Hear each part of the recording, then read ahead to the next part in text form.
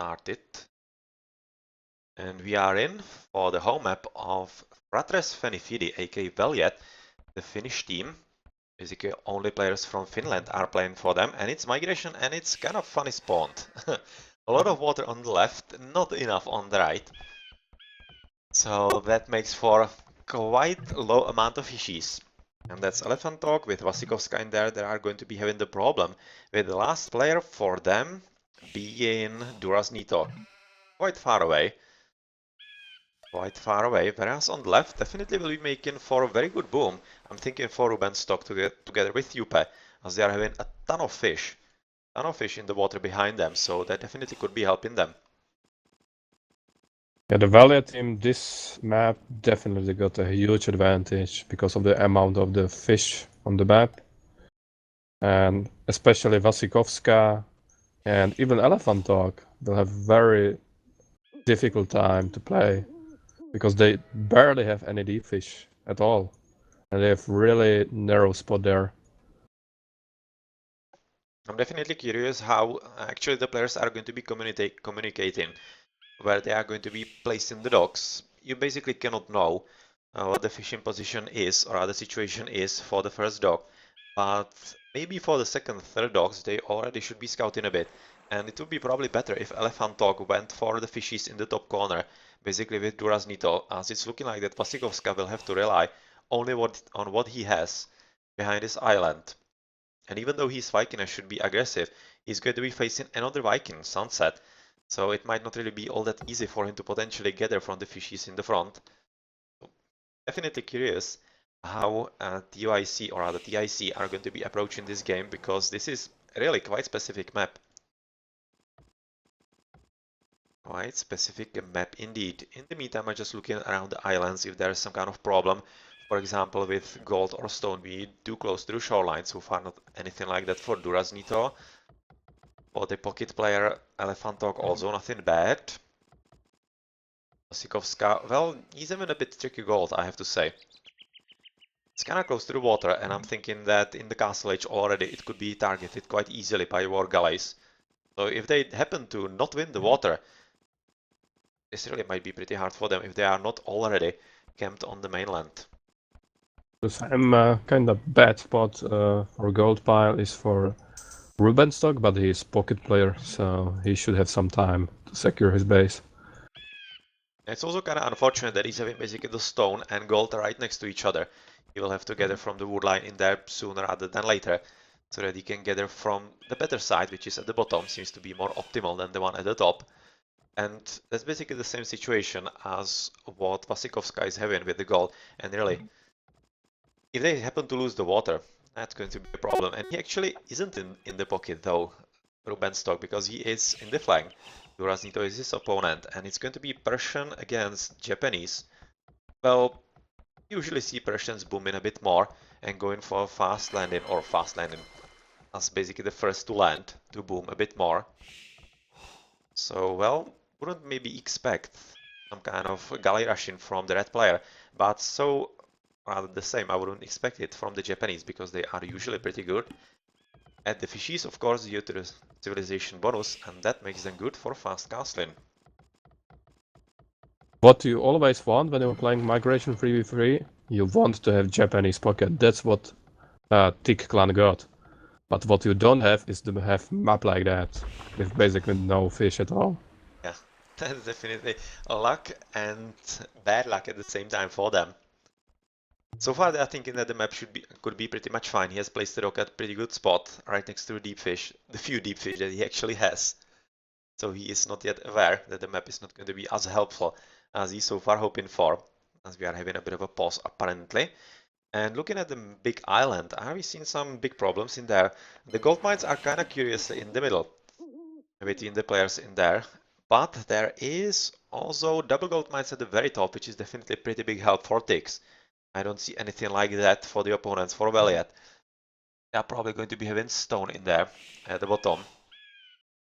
Well, I would always like a bit more safe gold, so ticks are going to be a bit better off for themselves. As we are looking at the docks for Sunset being at the back. So Sunset thinking that he's going to be under pressure from his opponent. even though it's Viking against Viking, and on the side at the same time, Vasikovska is going for forward dock. So yeah, that definitely is telling you that TICs are feeling comfortable, whereas Weljets are approaching this a bit more defensively. I don't quite understand is the position of the dock for Ruben stock. Yeah, this is definitely weird. It's basically in the position where you don't wanna never dock on migration. It's right to the center of the map. There is the mainland, and basically there are no fish at all in the like 80% of the games. It's really kind of weird because usually you see, oh, it just makes sense, the players to build docks towards the corner, especially if they are having a civilization that is somehow based on booming, which Japanese on water always are. It's really kind of weird spot, and maybe we'll be seeing some special strategy from them. I really wouldn't put it above them. And you might just be right. You might have just been right before the game that they might have learned some special strategy for them. He's continuing with the dock in there. And might he be just, I don't know, fast landing? Something like that. Just not really fighting for the water like at all. And just going. He's making another dock again on the weird position. So he probably wants to somehow secure the passage to the mainland. Basically, he wants to make sure that the channel is his, that he's not going to be giving it up, which could signal that he wants to have a fast route into the land. Kinda curious, really. He's also the first to advance into feudal age, with just 20 villages.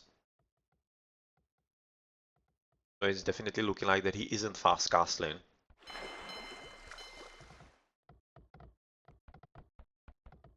Very kind of weird choices so far, so I'm definitely curious what's going to be coming up. It looks like he wants to play like aggressively, like fast grash with 3 dogs. But it doesn't make sense the position where he plays the dogs. Especially if he wanted to play aggressive, you would expect them to place them somewhere at the north. He would also have a deep fish and he would be closer to his enemy. Yeah, the choice is, well, you probably know once you ask him after the game, because this is definitely eluding both of the, both of us. What's going to be the plan here, as we are looking at, of course, the Viking from the opposing team, Vasikovska, having 2 docks in the front, so we are just confirming that he's going to be coming for the attacking side, and Sunset, he has built right now second dock as a forward one. He's basically just moving up the shoreline in there. He's having on the right side of the island all 3 docks, right now going for a 4th, so he's probably going to be having just a normal 1v1 against his opponent, and he also is having a bit tricky gold, same as Vasikovska. So if he happens to lose the water, well, this is going to be a pretty tough fight. This is the kind of migration where even water might be super important. Sometimes you have migrations where water actually isn't all that important, and it's much better going for the team that actually is able to somehow control the mainland. But this doesn't seem to be the case, because once you lose the water in here, you're going to be losing the main gold on your island, and that's always a huge problem. We have a fighting already going on at the top between Rubenstock and Duraznito. But the numbers were so far in favor of the grey player, but not really anymore. And well, he is facing... Who are you going to be actually... Who would you be favoring, Japanese or the Persians in here? Or is there any kind of difference really there or not? Oh, I think it's really balanced, Sivs. I think it's a matter of personal preference, I think. The Japanese have very good fishing boats, which are extremely hard to kill, so you can usually survive with a lot of your fishing boats in these like early galley fights, because it takes a lot of hits from enemy galleys to take them down. On the other hand, Persian got a faster working TC, which gives him a slight eco advantage. And he is also starting with extra food and wood. So on migration, you can usually build the dock a bit earlier. So you can produce first few of the fishing ships a bit faster than the other ships. I was just right now looking around the map, and there is actually a sling going on right now. Yupa is going to be slinging from the pocket. I was just looking at him, that he's having like a pretty large fleet of fishing boats. He's having 20 of those, and he's not producing any kind of military at all. He basically made it up to his teammates, and Robenstok just received some sling from him. As Castlage is already coming in for Elephanto, so is it actually going to be sling from both teams? No, so far it's just Yupa slinging into Rubenstock and a bit into Sunset, so probably going to be supplying resources up to both of them. Sunset is not doing all that well on the right, even though he's doing quite fine. Like, he's not losing all that much. He is being forced back by Vasikovska, and that usually signals that the water battles are going slightly better for the yellow player in here. At the top, it's basically the same case, as red player is going to be forcing Rubenstock a bit more into the defensive, it seems like, right next to his dogs. And since he's quite close with his dogs of his own, he definitely doesn't have to wait all that much for reinforcements, and it's going to be all up to proper micro, and who is going to be losing more units, as it usually is in Galley Wars. The Weljet team are playing an old school migration 3v3 strategy. It's like the pocket makes as much fishing boats as possible. He's fish booming very hard, and he slings both of his flanks to go full army, and he slings them to reach Castlage sooner than their enemies. So they gain an extra advantage on both sides. Well, so far it doesn't seem to be working all that much, because we have seen that Elephantog was by far the first to advance, but let's see what's going to be the plan. He has already landed, so that's definitely the plan for him. He's dropped the town center right next to the gold, which is definitely useful for him. But yet again, he is still on kind of a peninsula, so we cannot really speak about any kind of control of the mainland. Now he's going for a bit of scouting with the scout, of course. But I'm just right now waiting for Yupe Hunt to join him on the land, and he has already dropped a barracks in there going for stables, which of course makes sense because he's Prussian, and we are going to be waiting for him to drop as many knights as possible and hope for him that he's going to be preventing landings from his opponent, but he might be already a bit too late. The battle at the top seems to be quite alright, as actually Elephantok is going to be joining into the fight together with Duraznito. He already has the War Galleys, but War Galleys are going to be researched by Sunset pretty soon as well, and Vasikovska also, but we don't see the upgrades coming in from Rubenstock just yet. Even though he is in the castle, so that's kinda curious, just now clicking into the War Galleys, and he's going to be way too late, and especially with the reinforcements from the pocket player for TICs, I don't exactly see how long-lived his efforts are going to be on the water. Since it doesn't seem like the blue will be lending any help at all. He's probably going to be concentrating just on the land. Just now sending at least the slinging resources in there. There's going to be a pretty big engagement on the right side of the water between Sunset and Vasikovska, it's looking like. They're just basically picking their time for the correct engagement for both of them. And it's looking that actually green should be having a bit of an advantage, which could be based on the sling, of course. And Duras need to advance into Castlage, so yeah, the times are gonna get pretty difficult pretty soon for Rubenstock on the left, even though he does have pretty strong armada with the War Galleys already. The reinforcements from the teal player are pretty strong, and once the War Galleys from red are in as well, yeah, that's going to be just a proper 2 versus 1. That's usually a pretty done deal when the equal units are fighting against each other. But he should be a bit more careful as he's losing units needlessly, Murduras Vito. Well, they are full strength, whereas on land we are looking at blue pushing more into the middle and already having pretty decent amount of knights as they are running around the island and trying to find something that they could be killing. For example, as the next town center from Elephantok is coming down right next to the gold mine on the left, and unfortunately for blue, he's going to be a bit too late to the party, and that means that it's going to be all that harder to put TICs out of the position. Bit of a water battle on the right side between the blue and green, the blue and green and yellow.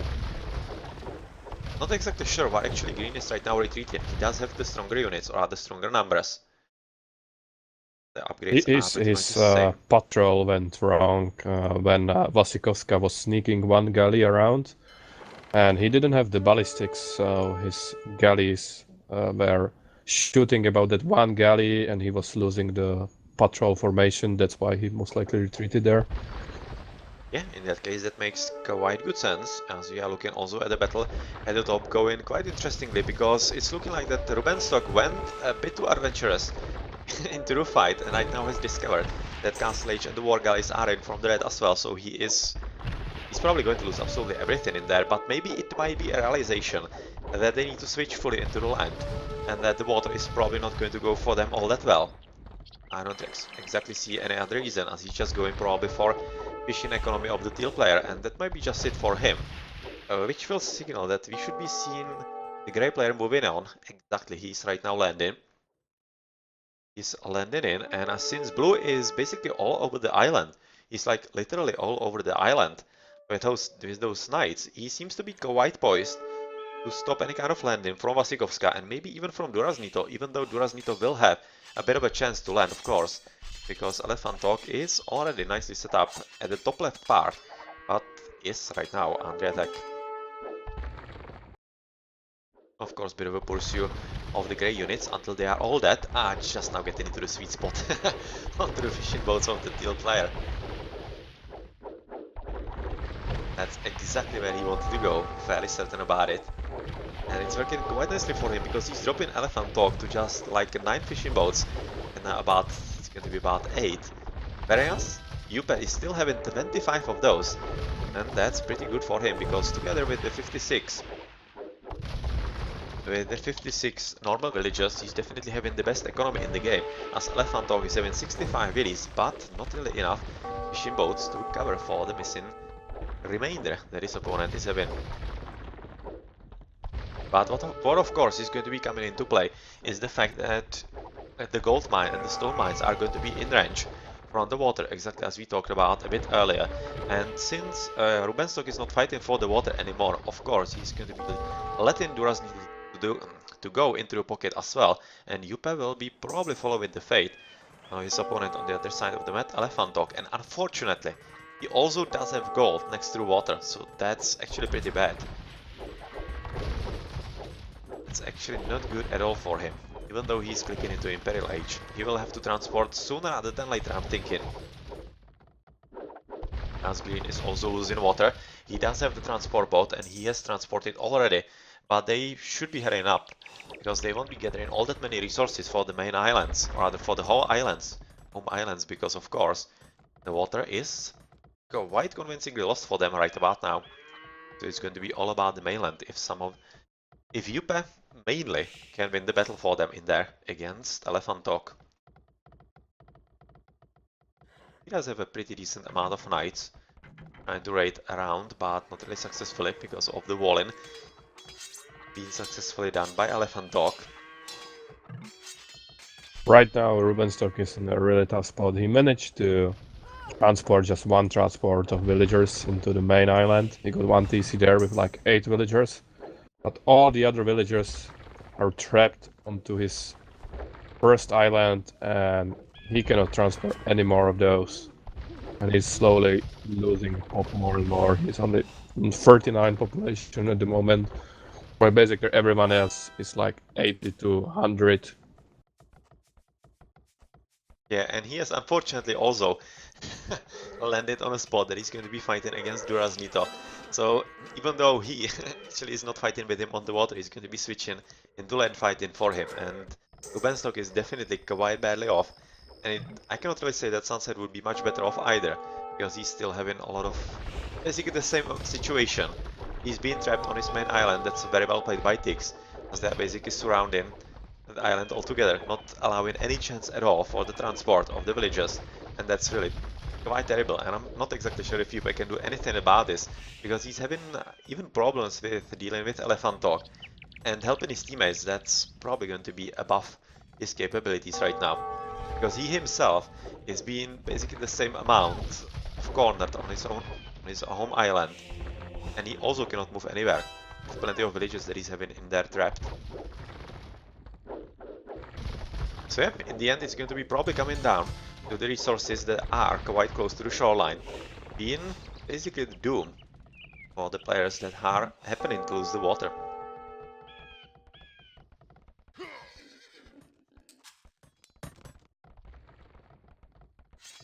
The game looks pretty much over for the Finnish team. Both of their flanks are surrounded.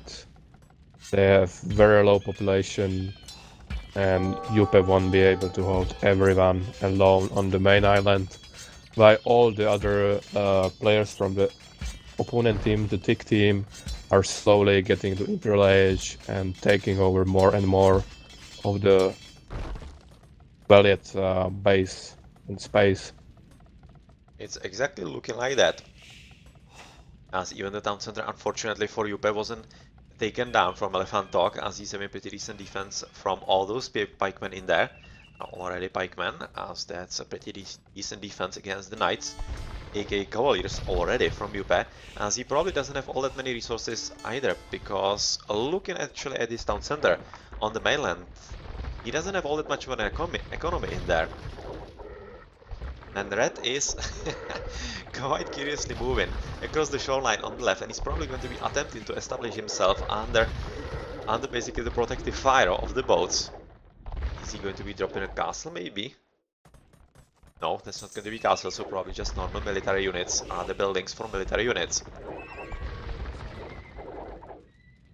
That seems to be going pretty much alright for him, as, for example, the yellow player, he is landing as well, just now, as the last one from TIC's team, and he's going to be dropping a town center next to gold yet again, and he is in a pretty good spot, because of course he's controlling his teammate, or rather, his opponent on the left, and not allowing him to leave the home island still.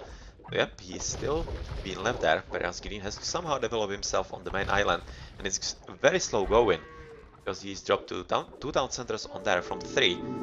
Probably doesn't have all that many TIC Viking resources. player is slinging fuel the red player, and he's preparing all those stables in the middle island, and he will soon have a very huge amount of cavaliers. He will help Elephant Talk to face Jupe's cavaliers. That's actually quite nice usage of all the room on the peninsula on the left. The farms in there next to the berries. Yeah, that's quite efficient usage of all the land available to him, but with the castle right now dropped for Elephant Talk at pretty good spot, because not only is it nice for defense together with the, or rather against the 2 towers that Jupe built there, it's of course going to be denying the gold mining to the Weljet player, and well, not good news, and it's exactly right now resulting into the GGs, and TICs are going to be taking even the second game, the home map of Weljet, and has to be said, even with the not really good map for them, they definitely played well, and they deserve the victory in here. Yes, well played by the TIC team, both games. A good team play. While in the second game, I think Rubenstock actually lost there just because of the dock placement.